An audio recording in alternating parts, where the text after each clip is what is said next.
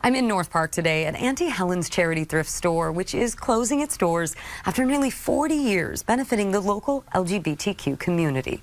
The executive director says it's simply time, but much of the work they do here will continue. I talked with him earlier about this transition and what comes next. The sad part is the closing of this, but the excitement is the Scholarship Foundation, which we will be fundraising for every July. You'll see us out there grabbing as much money as we can so that we can give good scholarships for people going into the fields of research or case management or social services.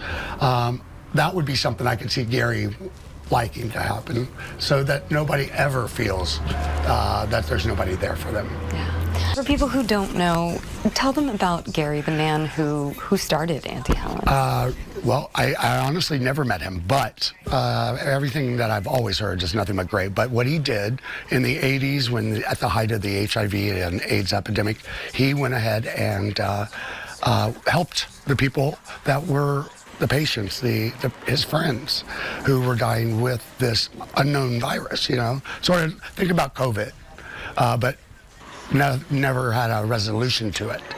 Here, this guy ran towards them to hug them, to hold them, to wash their clothes, where everybody else wouldn't touch them, wouldn't have anything to do with them. Height of COVID, you know what I'm talking about. That's everybody can feel it when you say that. I mean, people know this place maybe just in passing as a thrift store, but I mean, you just touched on it. You guys do so much more. So much more. We did pivot during COVID to feeding 1,600 families with 2 bags of groceries each. So this put us up next to the food bank as far as the quantity of food. We've already helped over 100,000 people this year alone.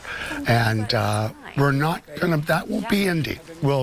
That's to be continued on that part, but it's not gonna end. It's just new name. So this is just a transition away from a thrift store and into our new something today. Thank you. Foundation. Yeah. Coming up in the next half hour, we'll hear more from Rod about how they'd like to honor the memory of Auntie Helen's founder, Gary Cheatham.